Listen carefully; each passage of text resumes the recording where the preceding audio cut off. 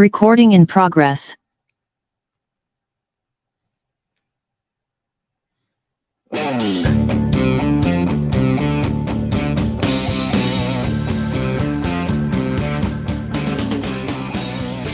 Welcome to Mac and Blue, where we introduce you to who is building Arizona, bringing you the people and businesses that shape the landscape around us. From economic development and developers, underwriters and lenders, architects and engineers, to the very builders and suppliers that bring it all together.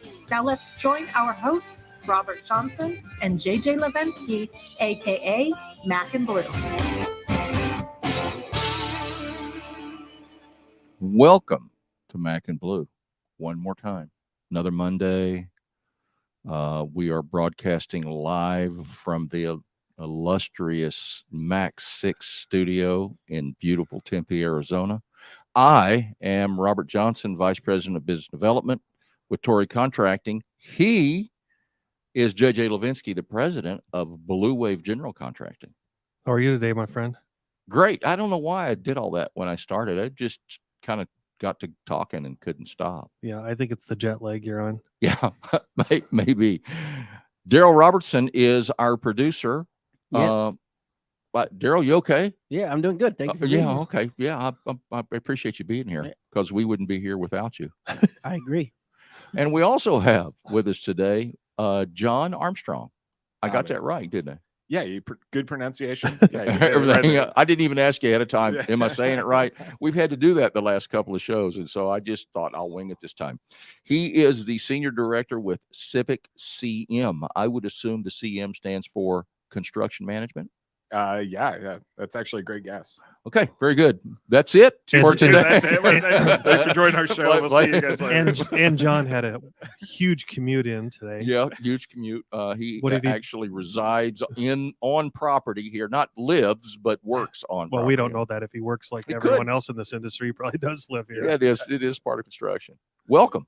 Thank you for having me. Really excited to be here. And thank you for reaching out. Yeah. Fantastic. We wouldn't have known about you otherwise, which is horrible, but that's what we do the show for. So tell us a little bit about you, what you do, and we'll let it go from there.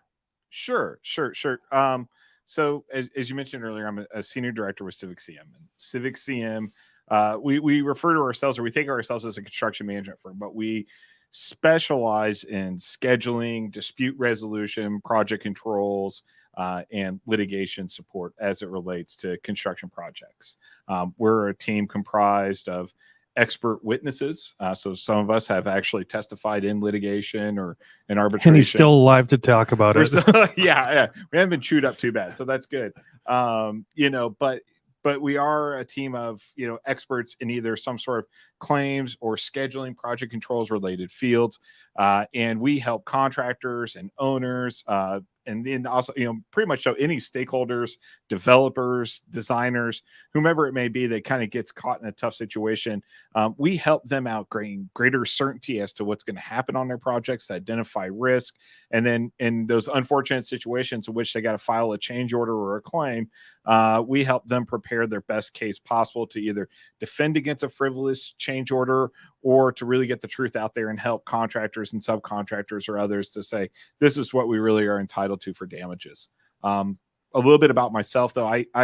My background has been always in construction. So I was in college. I actually worked for a drilling and blasting company as a laborer while I was getting my degree in construction engineering from Purdue University. Civil engineering? Construction engineering. So It's just another specialty within civil at Purdue. Mm-hmm. And our engineering program is a little bit better than our football program, but it's not as bad as ASU, I guess. But anyways, So he's still reeling from the Still Syracuse thing from this weekend is what he's trying to say. I'm hurting a little bit. Yeah. I'm still a little hurting. No, Purdue has a tremendous engineering program. I mean, they're nationwide on that front. Yeah. So there was, that was in my backyard. I grew up in the Midwest. I originally was going to go into civil engineering, but I didn't want to be stuck indoors all day. So construction engineering seemed like a great balance. Worked for a blasting company for a couple of summers. And then I had an internship with Kiewit here locally. Oh, Kiewit. And so I was with Kiewit for a long time. And rose through the ranks, did the traditional trajectory, then went into the scheduling claims route within Kiewit. And after that point, after working abroad for a few years, doing scheduling claims for them, I decided to come back to Arizona and concentrate my career there. And now I'm at Civic CM, been in the industry for about since 2003. So a while, man. So yeah, so I mean, a little bit dabbled, I got you. So yeah, so mostly, but so I have been, getting, boots dirty, working within the craft. Also been, served time as a PM superintendent, but for most of my career, it's been serving now in that scheduling and claims expertise. So I'm confused. Now, JJ, maybe it's Sure. different for you, but I none of those things have ever happened on any project that I've ever dealt with. There's never been any disputes about some scheduling change orders. I don't even know what a change order is. I say in jest, why? Explain to our listeners why your services are needed. It comes down to, I like to think of it in a couple of different ways. But first and foremost, I would imagine most of your listeners, and I would actually hope all your listeners, before they proceed with some sort of work, they have a contract in place, right? Great advice, number one. Yeah, I'm not great advice. I'm not an attorney. Don't take it as legal advice, but I think there's some common sense. Like, you have to have a contract, and that contract typically models what? Scope. What's the cost? You're going to do X, Y, Z, and you're going to get paid for this. And then you have a certain time you got to get that get that done. So there's three stools to that leg there. And I think within the current market conditions, we have PMs and superintendents who are very focused a lot on cost, then on scope, and then scheduling, kind of because of a lack of available time, a lack of available resources. Scheduling from a day-to-day standpoint kind of falls in that in the back of those three things, and it's a scary situation, to be frank. Every year there's a claims dispute report that comes out worldwide, and they break things down regionally or by continent. And one of the things the last couple of years these reports have been showing is that the average claim amount, the average duration it takes to resolve the claim, and the actual amount of delays associated with the average claim has been increasing 3 out of the last 5 years. Wow. And in fact, actually, we are about double than what it was 3 years ago. On top of that, the amounts that we're seeing now are kind of reminiscent of what it was like post-recession, or kind of like right as the after effect of the recession was bad. And I remember that's when claims are really kind of picking up again.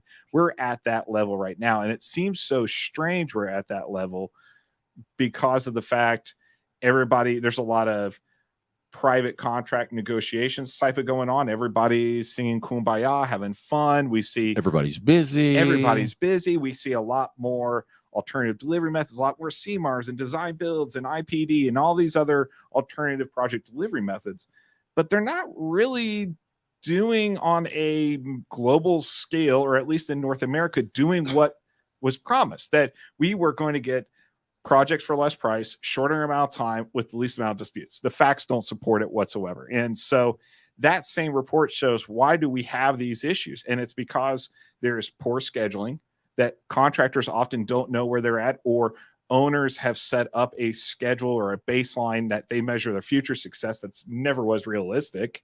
And contractors say, well, yeah, of course we could do that project in 18 months. And estimators and superintendents in the background saying, no, Mr. Executive, you can't do that in 18 months. You need 24. I think a lot of us have been in that situation. Sure. And there's also, from an owner's perspective, they feel like there's a lack of transparency and clarity that's coming in from those change order requests. And from the contractor standpoint, the survey is also saying, like, we just don't have the resources to do that. We don't have the time. We don't even if we did have the time, we don't always necessarily have the technical expertise, because construction is just getting harder. When was the last time, pre-pandemic, when was the last time you priced a force majeure related claim? Yeah. Crickets. No, exactly. Yeah. So those are the things that that's the reason why we're talking about it today, is because claims are going to get more prevalent. There's less resources available for folks to use, and it's just becoming so much harder to do business with the constraints that we're operating in, even in quote unquote really good financial times. Yeah. And I can't imagine what it's going to be like after. We're always, we feel the recession 2 or 3 years afterwards. I can only imagine what it's going to be like in 2 or 3 years from now. What so That's my argument why. So No, No, I- it's good it was stuff. great. It was I was excellent. trying to think of the next question I had because I got about 10 of them. How did Civic CM get into this specialty? So we were founded in 2014. I am not one of the founders. Okay. But talking with our founder Tyler Chamberlain, I think he had always saw a need that there were some legacy consultant firms who tried to do a little bit of everything. They got estimating, they got PM, they got CM, they got all these different types of facets that they can go and use the construction industry, but they really weren't an expertise in one particular thing. And I think he saw that there, for a lack of a better term, needed to be a new way to do this type of business, to handle the more complex changes, to get in and improve the quality of some of the work product that was being put out into the industry. And so Tyler since then has really brought in people with a similar point of view, people who have an extreme passion for scheduling, but more so how does scheduling get used to get your desired outcomes if you're a contractor, or if you're an owner, if you're, whatever your stakeholder position may be in the industry.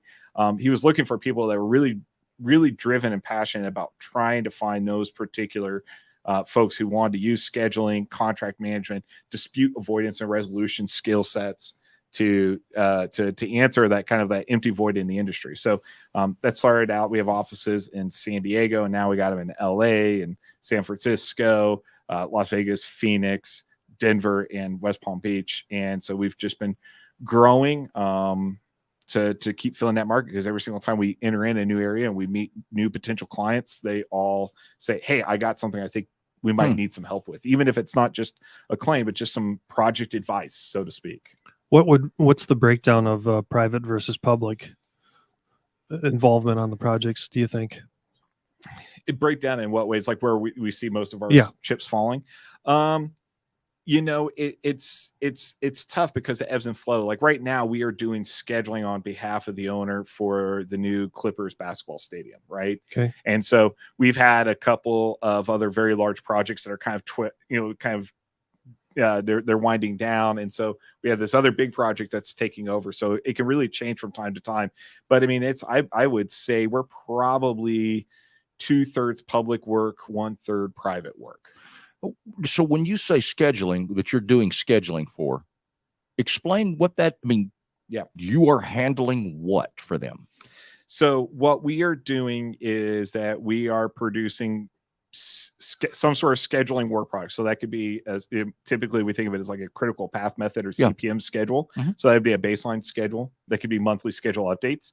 But it can also be things where we are hosting and facilitating pool planning sessions, or the last planner methodology. So we're coming up with what I refer to as short interval schedules. What are we doing for the next 3 to 6 weeks, whatever it may be, or some sort of master plan.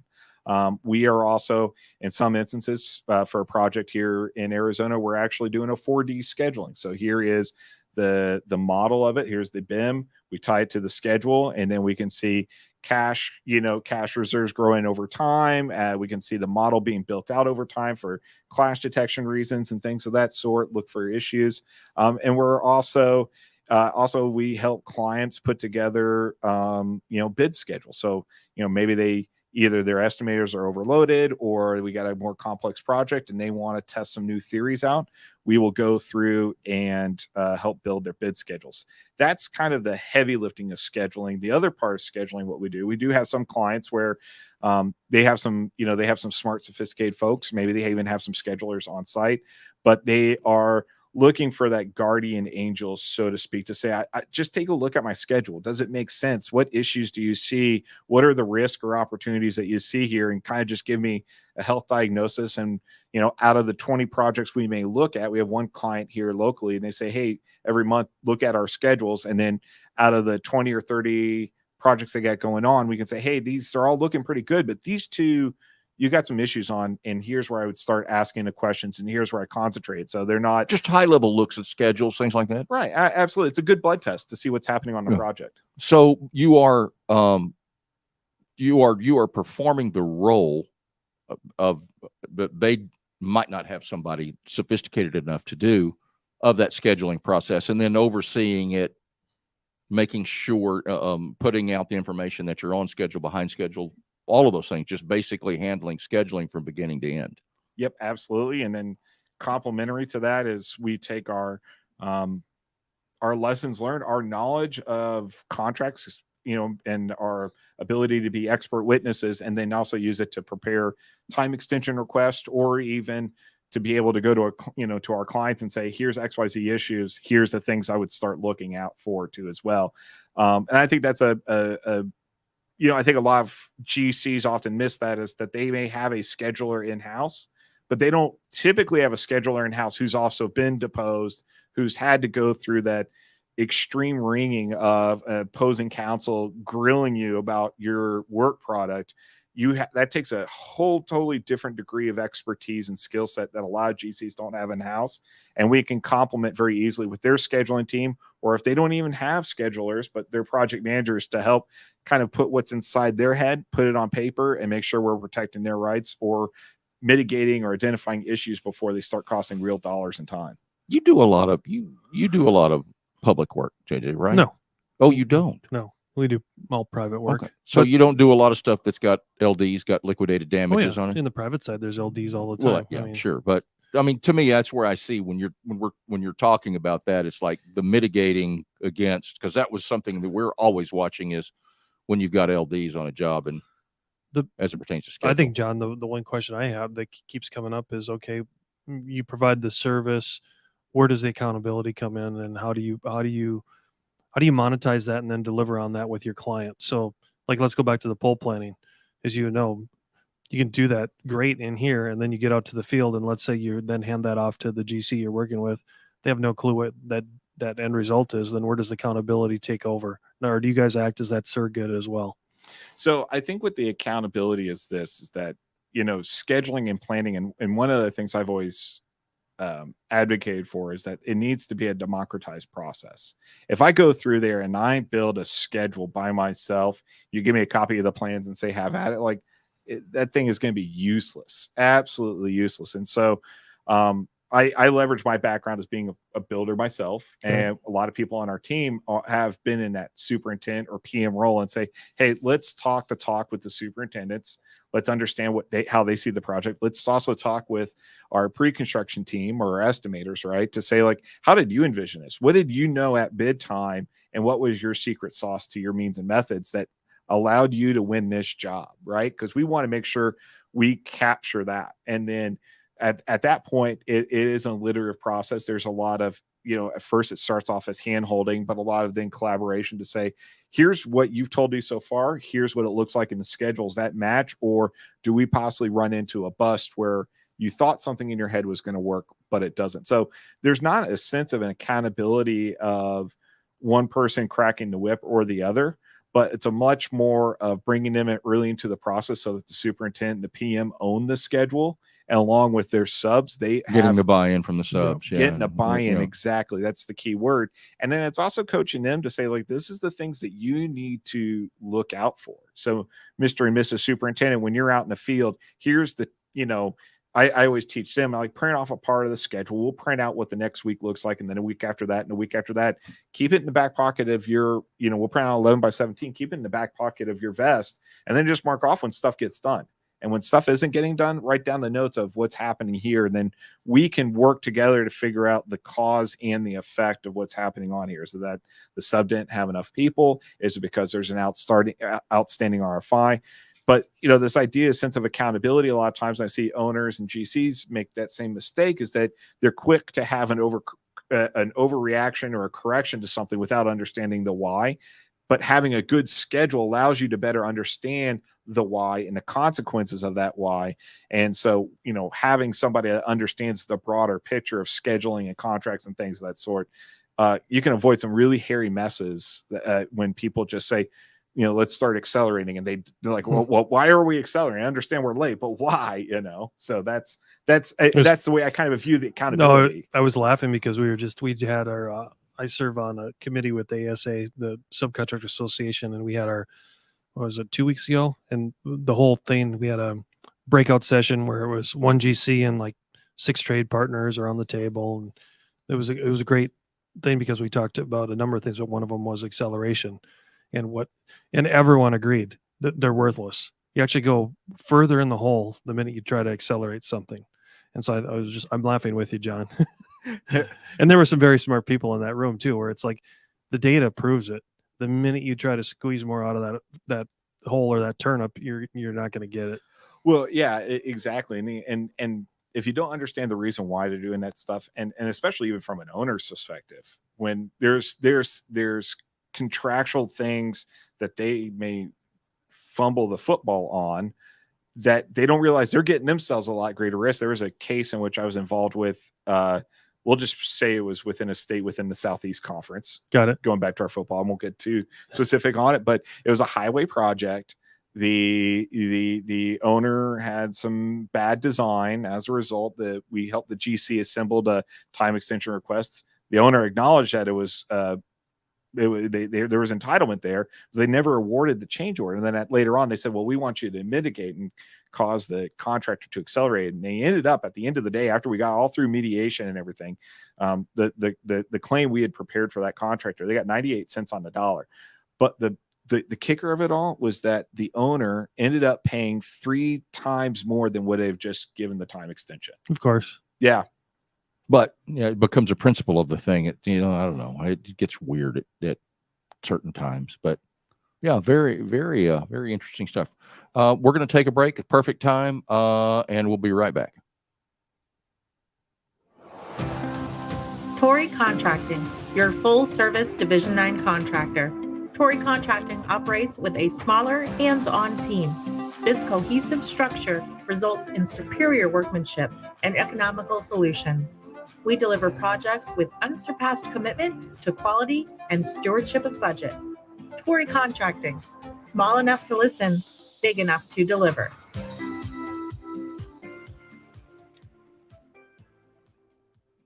Okay. I'm just looking through some things here. You really, and I'd like to dive into it a little bit more, and maybe we will or won't. Maybe we'll just see. I'll throw it out there. You talked about like incorporating BIM and being able to, with your schedules, watching how that it is being built in the 3D world or 4D world, whatever it is.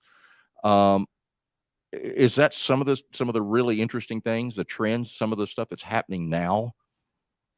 Yeah, 4D scheduling has been around for, I heard about it probably a little over 10 years ago, but it's starting to grow. And I think, but more importantly, what's really happening with 4D scheduling is that a long time ago, I think it was more of a toy. Sure. It wasn't a tool.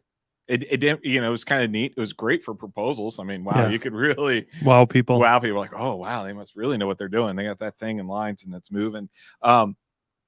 But now I think people are starting to realize where the true value, where it is, like they're starting to hone on, like, we don't need to do this for every part of our project, just the really critical part, really finding the value and understanding the diminishing of return of where it's at. Mm-hmm. I think what's really going to happen in terms of growing trends, in terms of, like, say, technology, is that if you start to see it with the really smart, sophisticated contractors, where they are cataloging and scrubbing their data so that when they get into future projects of similar schedules and a lot of things, a lot of that heavy lifting of doing the parametric and analogous estimates to determine and calculate durations and what modifiers you use to get to a realistic schedule, or at least a realistic sequence, or things of that sort, that's going to become much more prevalent, and I think is going to build better schedules, because you got, here's all this good history, because frankly, there is such thing as bad data, bad history. Sure. And the other thing is too, is that, and this is a talk I've actually given at, like, APWA, and also at some bar association meetings, is the use of artificial intelligence within scheduling, and how to put in a handful of constraints or many constraints, and to say, what's the overall best sequence? Is it really that we want to work up station or down station? Do we want to work in this building clockwise? If I got multiple buildings on the campus, is there a reason I start on one or versus the other? What are all the different reasons? And then along with that, Monte Carlo simulations that come with it, I think is going to be the new growing trend is going to be the trend going forward. The problem that we're always going to run into, though, is that if the data you put into it is bad, if your schedule is bad, you're just wasting your time. You're just absolutely wasting your time. If you don't know how to build the work, or if you do, well, a lot of contractors know how to build the work. They just don't know how to show it within the schedule sometimes, and then put a time element to it. That's really what I was thinking when you said that. Most subcontractors, I would say majority, schedule. Okay, great. Let me get this here. It's going to take me 3 weeks to do this. That's it. And then what was given to you was 2 weeks. Right. Yeah. And we're right back to where John was talking about. Yeah. Garbage in is garbage out. Yeah. But the whole thing with AI, that's all fascinating stuff. But I can certainly see, you talk about it being a toy. We've discussed it on this show, is that, BIM has been around for a while, but you still have MEP guys out there that aren't working within BIM, and, architects that aren't designing within BIM. So, getting everybody to play the game in the same ballpark is a big piece of it. But this is really cool stuff. These are all things that when we talk through this, it's like, yeah, that would have helped. And I think back to projects that, there was just a horrible time, either with scheduling. But the one that's fascinating to me, and I may be jumping ahead, the mitigation, the arguments when you have to get involved in dispute resolution. Talk about that. What exactly do you do there, and how? How? What's the most common? I have what in my mind what I think, but what's the most common dispute resolution that you have to get involved in? If there's a trend that I see most often, as I personally get involved with stuff, is contractors going through work. They know they're getting impacted. Maybe it's a lot of RFIs, it's a lot of change orders, it's a lot of headaches, and but they don't know how to quantify it, or they have a gut feeling like, well, it says I'm finishing on time, but I don't think I'm really going to finish on my time. I'm 50% through the contract duration, but I've only billed out 30%. They have those aha, oh crap moments. And maybe it's because of an executive from, the top floor came down and said, hey, something doesn't smell right on your project. Right. But usually there is some sort of gut feeling that happens that they say, hey, we want you to come take a look in, do a kind of do a diagnostic, a checkup, see what's going on with the schedule, and tell me what you think is going on. And in that process, we have, just like as a doctor would have their own 5 or 6 things that they would immediately start to run just to get an idea after just talking to the person. We would go through and look through their schedule, read their contract, get a copy of their, cost report or whatever their financials are in the project to figure out, are there any interesting trends and, analyses there. We start to identify the issues and then really figured out how is it that the contractor or the owner or the subcontractor, whomever it may be, how have they been damaged? And we can then start to ask much more surgical pointed questions to say, by the way, here's the things that we see, and we would like to talk to you about your structural steel erection on the northeast side of the building. And once you start talking to the superintendents, getting copies of emails and looking through the meeting minutes, you can see very easily and very quickly where, the story to start to unfold, and almost to a point where it starts to wrap itself in. And then, the client says, okay, that was maybe my issue, or that was their issue, but this other side thing was occurring on at the same time. We're starting to then get a clear idea of entitlement as to who has blood on their hands, right? And then at that point, then the hard part, well, depending on how you ask and depending on how things go, the easy part may actually be the quantification of it. But then it goes through the process of quantifying how many dollars are we talking about, how many days we're talking about. And those dollars can be a variety of different things. In today's market, you'll see obviously escalation's huge, right? I mean, I'm hearing rumors that come in 2023, you're going to have a $12 to $20 upcharge on concrete than what you're compared to in 2022.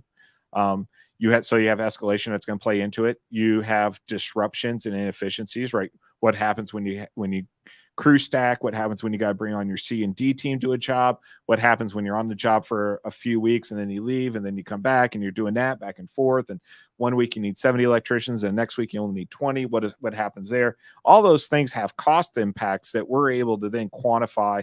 We work with the team at that point after we've done the quantification, determine entitlement, determine what are your contractual rights and things of that sort. We can put together that package and then work with the team as more of that project advisor, that trusted advisor, to say, okay, this is how we get it across the finish line. And by the way, if you have some blood on your hands, here's how we recommend help solving it, working with your team to find that solution of where is the low hanging fruit for mitigation so that it's not too much skin off of your nose. John, the one thing I keep thinking about is, and I'm not trying to twist your answer anyway, but I didn't realize it was that typo. No, make him feel at home. No, yeah, it's Twister here at the podcast center. No, what's interesting is, when we looked at the background of what you were going to talk about, the risk mitigation almost like post facto instead of upfront. Would it be fair to say, and I'd like you to talk about it, is once you've gone through it with one client in kind of the retroactive way, like get them out of jail, get them out of trouble, do you find that they're coming back to you proactively now more and more? And is that kind of what you guys are all about? I'm guessing that's your sales pitch now. That is exactly it. No, you hit the nail on the head. A lot of our clients are folks that we meet in their toughest of times. Right. And we take that trust extremely seriously. It's not if somebody's dealing with a $200,000 claim, that may be the most upsetting moment in their career versus, a $200 million claim. Somebody might not be anything, but we all put it into perspective where that person's coming from. Cause it really claims is so much, believe it or not, so much of a people driven type of initiative. But with that being said, yeah, we mostly find people in those really difficult situations where, there's a lot at stake. And then they ask us, like, how do we avoid this? What do we do next time? Yeah, what are we doing wrong? What are we doing wrong? And so we have a couple of clients where we've helped them write their scheduling SOPs. We've actually gone through and we do scheduling classes where we actually have a whole seminar of like 10 different days at 2 hours each, where we teach people how to schedule and how to read contracts, how to do change orders and things of that sort. We actually do a fair amount of training. We've been doing it with the Arizona Builders Alliance. Mm-hmm. ABA. Yep. So Erica and I are best buds, so to speak. And, so we do, she asked us to do trainings on those subjects. And so, but we do get into that rhythm of, okay, here's the lessons learned. Here's how do we avoid it? And that relationship kind of continues on because they do still continue to ask us to help out on select projects. Maybe it's more of, like I was saying, that like kind of like that fairy godmother of scheduling and claims, where we help where it's needed. And then when a situation does arise, because frankly, sometimes, GCs get into hot messes without it even being their fault. And so we come in and help out in those situations as well. Interesting. How much, John, it's easy for me to sit here in the GC role and think of a partnership with you, but how much have you gotten involved deeper at the trade level, the subcontractor level, and how does that look? Is it a different paradigm at all? Because, like Robert and I on a lot of other podcasts, we talk where he sits in the trade partner seats, quote unquote, even though they're general contractor too, but, and then I sit in the GC seat, and then we compare how the optics are different. And I think this is another one of where, when we talked about this at the ASA thing too, is by the time it gets to the subcontractor trade partner, it's been so muddied up that it's almost like take it or leave it, and they're holding the bag of doo-doo, and up here the GC and the owner are having all the battles, but yet let's be honest, who carries the cash flow, who carries this, who carries all the problems? It's the trade base. Yeah, we've talked about this a lot. I'm sorry, I'll jump in here with the paint guy. The paint guy's the last guy. So everybody through the job, they needed two months and 2 days. Yeah, they're a little bit late. They're a little bit late. And so now your painter at the end, he's like, okay, I need 6 weeks. Well, you got 2 days. Wait, what do you mean 2 days? The optics are completely different. So are you involved with the trade people, and how do you deal with that? How's that look? So we are often involved with the trades, just even here locally. I can't share our client's name there. I get it. No, but that's yeah. But I would actually say right now in our current office in Phoenix, almost half of all of our work is with some sort of subcontractor, usually Interesting. first tier subcontractor Mhm. or trade partner. And and we've been doing a fair amount of that over the years too, as well, especially like on a lot of like CMARs as packages kind of get broken down. We see a lot of that, and then also too. I think one of the big differences between with the GC versus the trade partners, typically a lot of GCs aren't self-performing work, right? So with the trade partners, you are getting, I think, in a lot more into that nitty-gritty details of why does this thing occur, have this type of effect, right? Because you are getting down in that trade by trade discipline. We do a fair amount of work for both heavy civil and also for vertical construction. So we've done hospitals here in Phoenix, and we're also involved with we've been involved with in some sort of scheduling capacity with two of the largest highway projects in Arizona history.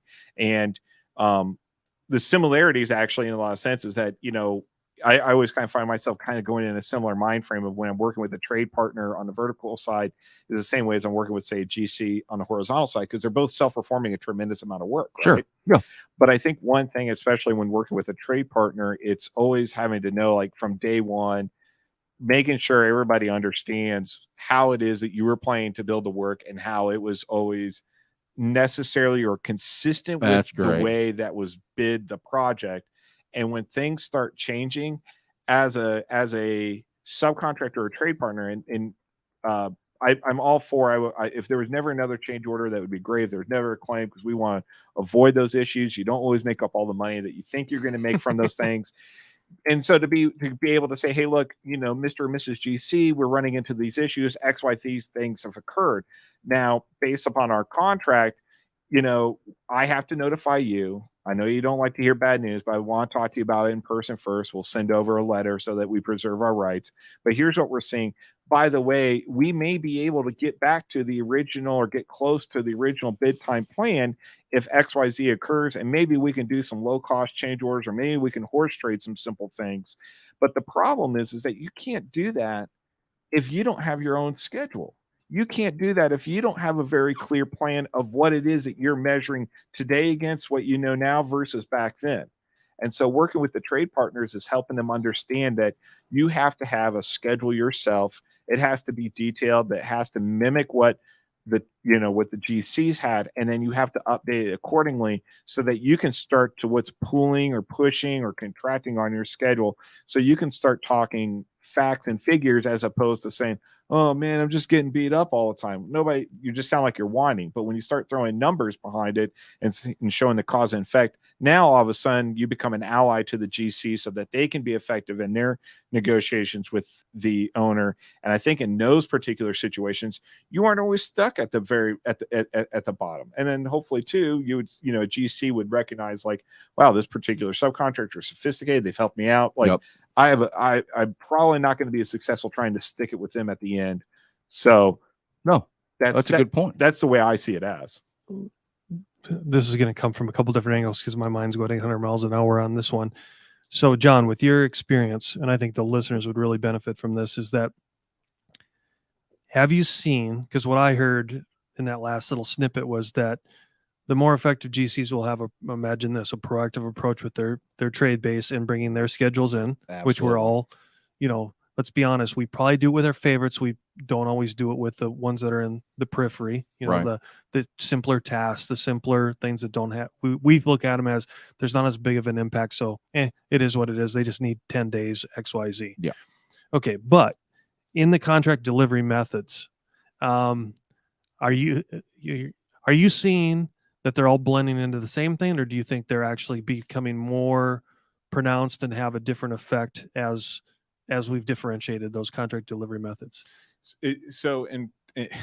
Because where I'm going is I'm trying to answer that question, right, and then come back and say, how does each one of those delivery methods either deter or promote what we just talked about as far as bringing the cohesiveness together? So, first and foremost, I think you hit the nail right on the head. Sophisticated, smart contractors are bringing in their partners early on to build a plan together. They're democratizing that plan. They're getting that buy-in early on, because it's easy to make those changes early on before you start having boots on the ground. Going to the question of, as a CMAR or design build or an IPD or some sort of thing, I do start to see some things starting to meld a little bit. I think sometimes that, and you see this sometimes where somebody's used to doing a lot of CMARs and then they get into a hard bid job, all of a sudden it's like they lost their edge a little bit. And I think that sometimes in some of those situations, the amount of planning process that may go into some of the alternative delivery methods isn't as always as much or as strong as it was in, say, a hard bid job. Now, and that's just purely anecdotal. People could probably have some very valid arguments otherwise. But just even from a risk perspective, you can almost quantify that. Yeah, absolutely. Well, and it's the other thing is, I've been on projects where the owner has asked me to review a CMAR proposal, and I'm going through and I'm checking the line items, and they had just completed another project that's exactly the same, that was hard bid out, almost nearly identical, just on the other side of the road, so to speak. And the cost with the CMAR is substantially more, and I'm always surprised by that. But the CMAR doesn't have the change orders, because I think people think like, well, I'm still making money, I'm doing well. But when they do get to that occasional CMAR, or maybe they get to that design build, or maybe they do go chase some hard bid work and things don't go perfectly well, they are lost, and it's hard. And all of a sudden it becomes, who am I going to try to pin this on? And, they're going to try to, if they got to make up 100,000, $1 million, or whatever it is, they're going to try to find a way to take it out of the skin out of somebody or multiple parties. And I think having, one of the biggest risks that leads into those situations with a CMAR that goes wrong, a design build, or maybe it is a hard bid job that doesn't go well. One of the biggest things, and again, Dave, because I'm a hammer and I'm going to look at things like a nail sometimes. So I'm a scheduler at heart. I'm going to say like a large part of it is because there was poor scheduling management on the job. But I do see that trend growing and growing more. And I think as we get into the recession, get out of the recession, we start going away from alternative delivery project methods back into hard bids like we did, 10 or so years ago. You're going to have that hangover coming over again. Yeah. Immediately into my mind comes that Tory is a prefabricated light gauge steel company. So we do wall panels and trusses, right? And we push, and I tell people all the time, faster we can knock weeks off your schedule. It's just, and we wind up talking to a developer or an owner, and they're like, oh, this sounds fantastic. Well, when in actuality is that we can build our piece faster, but the other trade partners have to also be able to step it up, which means they may have to put double the manpower on the job, whatever that case is. And we learned a big lesson on the very first project, because we were done 2 or 3 floors ahead of everybody else, which was fantastic. But the electrician, the plumber, they're all still plugging along 3 floors below, doing it like they always have, because they only had planned 10 people on the job or whatever it is. So they're saying, let's speed it. You got to keep up with these guys. Oh, well, great. Well, now you got to give me more money. So a lot of that, what it has started is that we are involved very early with a GC and say, okay, this is how fast we get this done. Now you need to work with and we'll bring in other trade partners, whoever, but to keep that accelerated schedule going, everybody needs to be under the same understanding. And I think a lot of times that's not the case. They just put it out to bid and everybody bids, oh, it's going to be 16 weeks for me when this guy's going to do it in 10, So yeah, it's good stuff. You want to take a break right now or not? Yeah, let's take a break. What do you say, Daryl? We'll be back in a minute.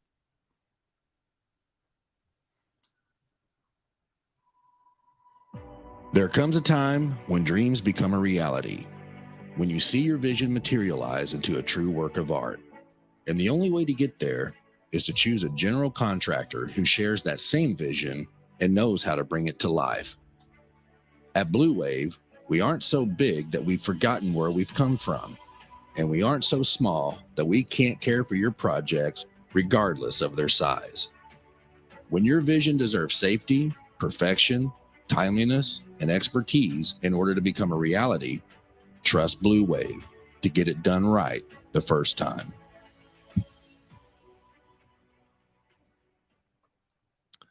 So, John, in the last part of our podcast today, one thing I would love to peel back or have you share is like some of the nasty expert witness and deposing things, not to scare people, but to give the listeners lessons of what to look for. Because I think the stories and the testimonials always resonate better with the listener. So if you can, just share some stories about what you've seen. Yeah, the ones that always stand out to me are the ones that always stand out to me is that I think for the most part, superintendents, PMs, field engineers, inspectors, they're all good people. I'm constantly amazed by the genuine kindness and the intelligence and the teamwork atmosphere within the construction industry. And the times where I don't find somebody that's a good actor, so to speak, is very few and far between. And so it really is. It's tough to sit in a deposition of a superintendent who is they just wanted to move the project along. They were trying to be a good guy. They understood what the contract said, and they're just getting raked over the coals. And those folks, man, they just wanted to do what they thought was best for the job. And the reality is that in a lot of those instances, it may have been what was best for the job. And maybe that's worked for the last 20 years, but today is not what it was 20 years ago. Today's not even what it was 5 years ago. How about 5 minutes ago? Yeah. 5 minutes ago. Yeah, exactly. So that's the part that always stands out to me is in these cases. And it's not unusual after you go through one. And to me, this is my line of work. It's, I, as somebody who goes in there as an expert witness, you're doing an autopsy more so frankly than anything else. Right. And so you're just using what's the evidence there to render an opinion, to appropriate delays and damages necessary. But, you weren't in there on the day-to-day stuff to feel the angst that a superintendent or an owner's representative was going through or everything else. And they just thought they were doing what's best, and things didn't shake out for a myriad of different reasons. And in some of those instances, those people are at fault for what they did, but not at fault because they didn't care or because they didn't try. It didn't work out on that project. And so that's the part that's always hard to see, is that they were trying to do what they thought was the right thing, where unfortunately the right answer, well, I shouldn't say unfortunately, but the right answer is do what the contract says, work the contract. And if somebody's working the contract and they're operating in good faith, don't get upset that they sent a notification letter. Don't be afraid to send that notification letter. Work the contract, and everybody understands that these are the rules that we got set up.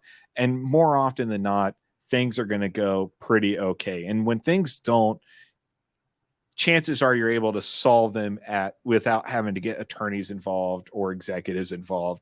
You're able to resolve them at the lowest possible level. But going, originally the point of your, answer to your question is just simply, it's like, you hate to see good people go through those really tough situations. Right. What usually starts them? I mean, is it, like the worst one that you've seen? Was it a job that just really went south and they didn't get finished on time, and owners wanting LDs or whatever it is? I mean, is it those kinds of things that you're talking about that you see where these conversations come up?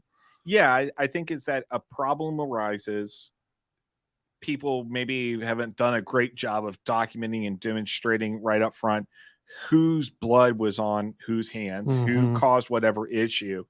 And then at that same time saying, hey, look, even if you do agree to disagree, we're going to track it. We're going to report it as this.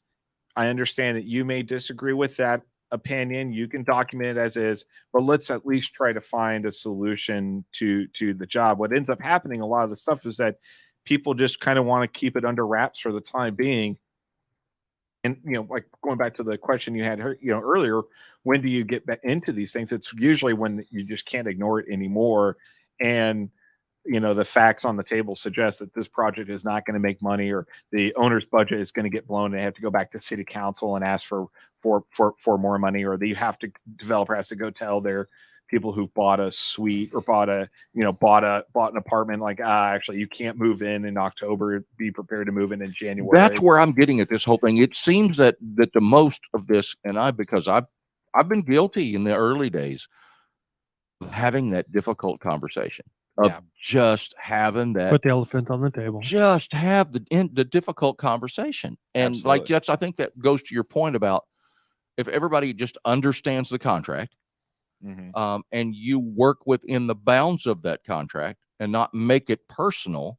Oh, hey, I need to do this because this is what I need to send this notice. I need to, you should already know it's coming if you know the contract. So, that's a whole nother hour right there. Yeah, but I mean, so many times it's people that just keep burying it because it's going to be ugly. I know it's going to get ugly, and instead of just peeling the scab off of it, being done with it before the project gets over. Well, exactly, and you would be amazed. I was talking about that issue of where the contractor was being constructed, accelerated, and the owner ended up paying 3 times more than what they want of. When we were setting down back early on, we assembled a type of delay analysis called a time impact analysis. It's a very particular technique of demonstrating delays. And we had said, hey, by the way, we noticed you have XYZ phasing requirements. If we relax these 2, we can bring in the entire time. We may have to open up a batch plan on the weekend. So we would ask for you to take care of that. But if we do that, we could probably mitigate, 2 of the 3 months and save you a fair amount of money. But, and we were able to identify that early on. I think that's one thing that really helped us in that one mediation was that, wow, these guys really kind of told you the answer book this early on, guys. But the owner in that particular case didn't want to talk about it. I think it was black and white for them. They were just like, well, the project's not over. And then at the tail end, like, can we do that now? Or like, no, this thing has a shelf life. These mitigation measures have a real honest to God shelf life. And they have a schedule too. Imagine that. There's and the funny thing is that unfortunately GCs also, we touch on it here a little bit before. They touch on, they want to look like heroes. They want to look like, I can pull it off. Yeah, absolutely. I mean, most people in the construction industry, like, they're not just happy with, well, okay, well, we didn't get that done. See you later. Like, you dwell on it, and most of the people in this industry really want to be successful, and they don't want to admit when something is beyond their control, and they see it as a sign of weakness, I think, and sometimes, and and going back to your question about depositions, you see that where it's like, man, I just really thought we could get through that, Yeah. John, one thing I was going to ask is, I think we touched on it, but with Civic CM and what you guys are trying to do with your group and your talent and things like that, and maybe you can speak to it, your company, or even more how specialized kind of your industry is. What's next? What do you guys see you guys expanding into?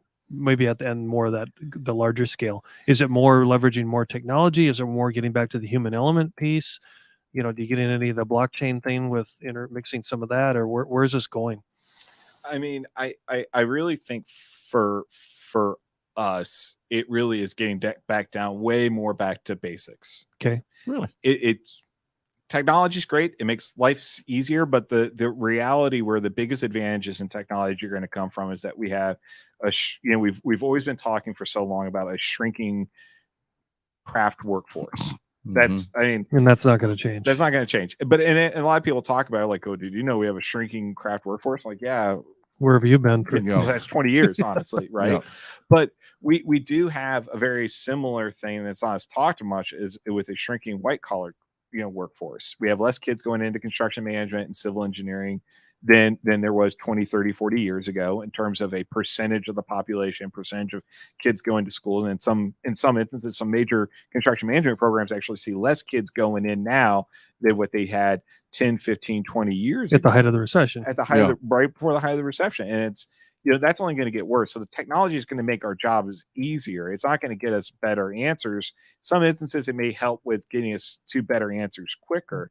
But all that doesn't mean anything if you don't know the theory behind it. I mean, you guys probably use Procore or something like that at Mhm. your I do. yeah, Yeah. Procore. And what's your Mhm. estimating software? Mhm. Timberland. Quick bid or just any Quick one of those Bid. weird things. Does that make you an estimator? Nope. Does No. Excel make you a mathematician? Nope. No. P6 don't make you, or no other software makes you a scheduler or a planner. Very well stated. You So- have to know what you're doing and how to Absolutely. do it. Yeah. So it does get back to the human element every time.